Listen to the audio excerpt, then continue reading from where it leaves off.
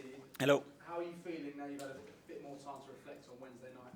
I'm more settled. I think it was one of the saddest, but one of the most proudest moments that I had as an Arsenal manager, for many obvious reasons. And in terms of your assessment after the match, you suggested that Arsenal were the better side over the two legs and that Arsenal have been the best side in the Champions League this season.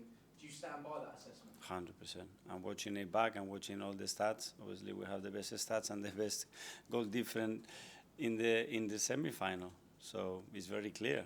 But it's not about the winning probability or what you merit. It's actually making it happen and making it count. Because when you look at the important stats that normally give you the best platform to win football matches, it's crystal clear who was better.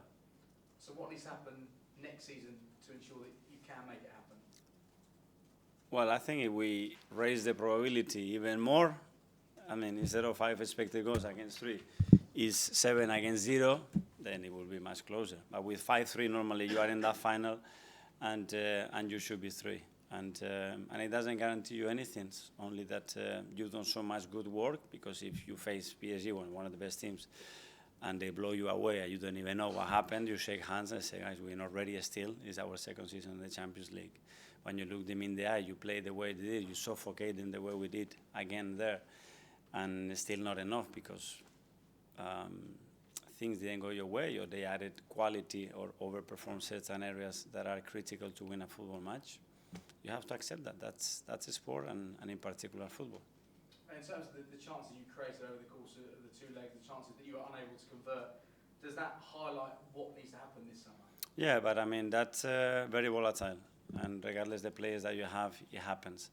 And nobody can predict. When you watch the semi-final Inter-Barcelona, if any of you could predict who was going to score, how he's going to score, it's impossible. It's the right back that I play with, score a goal. He has the best chance in the game. He missed it. The centre back that is left-footed, score with the right foot there against us. Hakimi, that for sure, he shouldn't be in the game the last 10 minutes of the first leg, so he could not play the second game and score when the expected goals are 0.07. I mean, it's a lot of random things in football. Last couple for me. There was clearly a lot of emotion on Wednesday night. The players were clearly absolutely devastated. Just how much of a challenge is it to lift everybody for these final 3 matches of the season, because there's still work to be done? But this is what we are. I mean, when we get so close to win big trophies that you don't achieve it, it has to be part of that journey to be able now to go immediately into a different competition and to perform at the highest level. That's it. Finally, for me, will there be a guard of honour for Liverpool at the weekend, and how painful will that be to give them that respect? But they deserve that. I mean, they've been the better team, they've been the most consistent, what Arne and the coaching staff did done. It's been fascinating, it's been really good, and they fully deserve it. And that's a sport. When somebody's better, you have to applaud and accept and try to reach that level. Thank you. Hi, Mikel. Hi. Only a couple of days on from the disappointment in Paris, of course.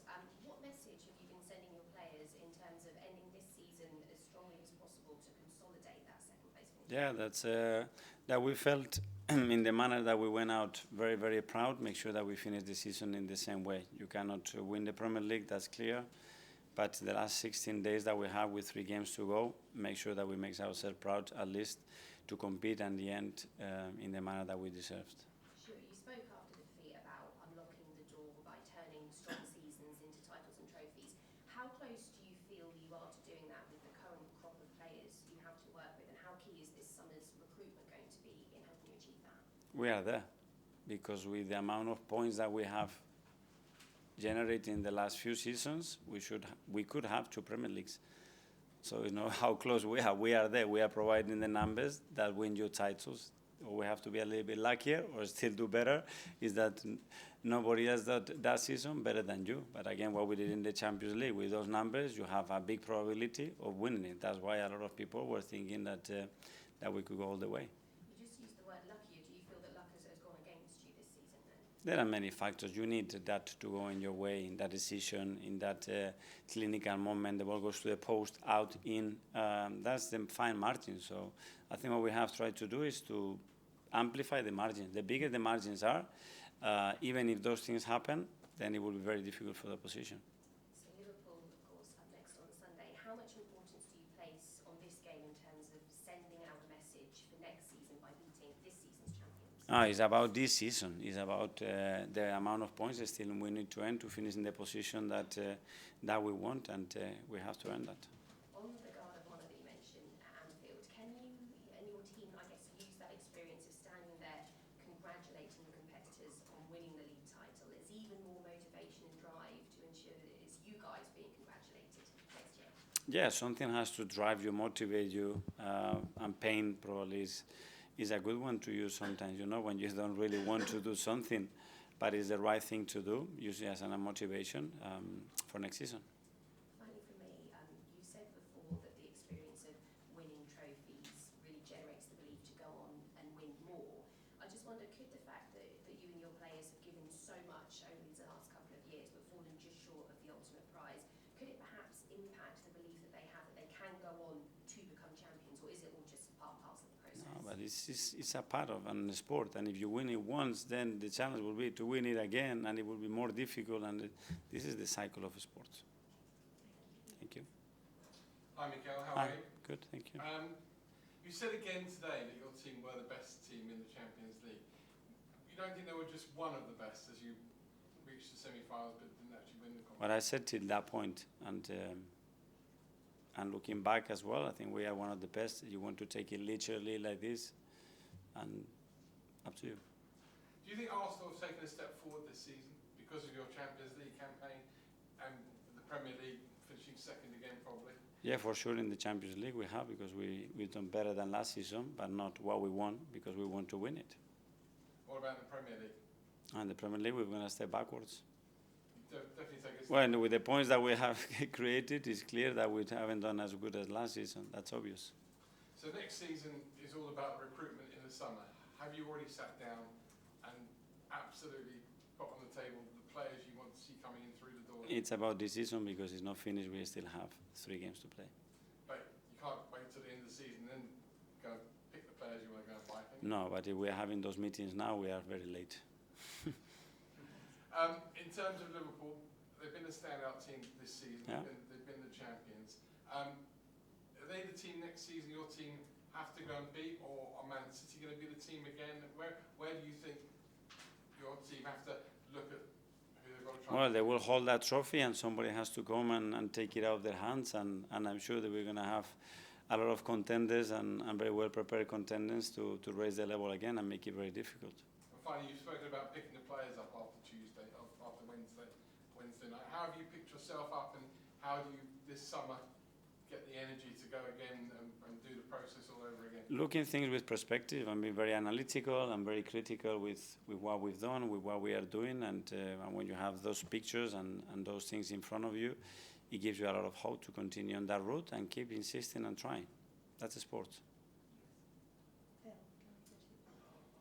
Hi. At the end of the game, you said that quite a few of the players were in tears. I was just wondering if you could give us an insight to sort of how they are now. I know it's only a couple of days on, but have they Well, my said so, obviously, it was a very emotional moment, very sad moment. We put a lot of hope and energy and work into that, and we didn't get the outcome. And you need to go through that to after become stronger and better, and that's what we do. and externally, there's been a bit of criticism that it's another season without a trophy for Arsenal. Does that bother you? And B, do you think that's fair? No winning trophies bothers me a lot, yeah, because I love winning and absolutely hate losing, yeah. Perfect, thanks. Tom. Hi, Mikel. It's obviously been 16 years since Arsenal were last in a semi-final, and obviously fans, I don't think will want to be waiting another 16 years for another one. What do you think you could say to the fans so they can be encouraged that the wait next time will be much shorter and maybe go even further? Thank them for their support, for their belief, for the energy and the way they have supported and be in and around the team. It's been a great journey, a journey that we wanted to take further to end up winning it, and we were unable to do it. So everybody will have to live the standards, improve, and we know that the margin will be very small and very short again, and feel that we can do it. That's it. And over these last 5 years, I don't think there's any doubt in the progress that this club has made to be in these positions at that stage of tournaments. When you see a club like Manchester United, for example, whose average league position compared to Arsenal's last 5 seasons is much lower, but they've been in 5 finals in these 5 years, picked up 2 trophies, have potentially could get a third one this season. How do you view that in judging success between teams? I don't judge that, and I'm not those. There are two words, success and failure, that they are not part of my vocabulary. Thank you. James? Mikel, Salah's probably going to finish top goal scorer. He's 5 clear Mm. games left. It would be the 3rd consecutive year that the top goal scorer has played in the team that won the league. Do you think you need someone, whether that's internally or externally, to get you 25 goals plus a season to win the title? Yeah, I will look more broader. I think if you score over 90 goals, you have a high probability of winning the Premier League. It doesn't guarantee you, but you have a high probability if your defensive record is very good as well, and very dependable as well, against who and in which moment this striker, this winger in this case, has scored the goals, and how many points is he contributing with his goals as well. Because I'm sure you know, sort of externally, there's the fans want to see a new striker or a new forward, or you to add another attacking player this summer. Mm.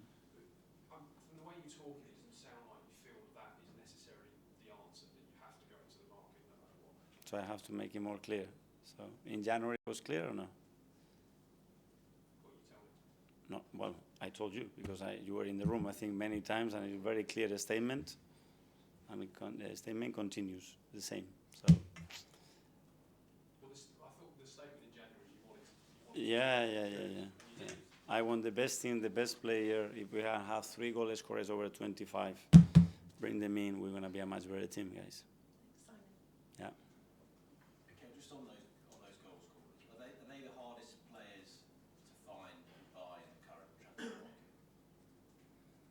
market? Probably there are, because there's not that many that put those numbers. I mean, it's something that's in the stat. There's not that many in the Premier League, and to do that, but I will try to improve. But certainly improve the ones that we have right now, and love the ones that we have right now.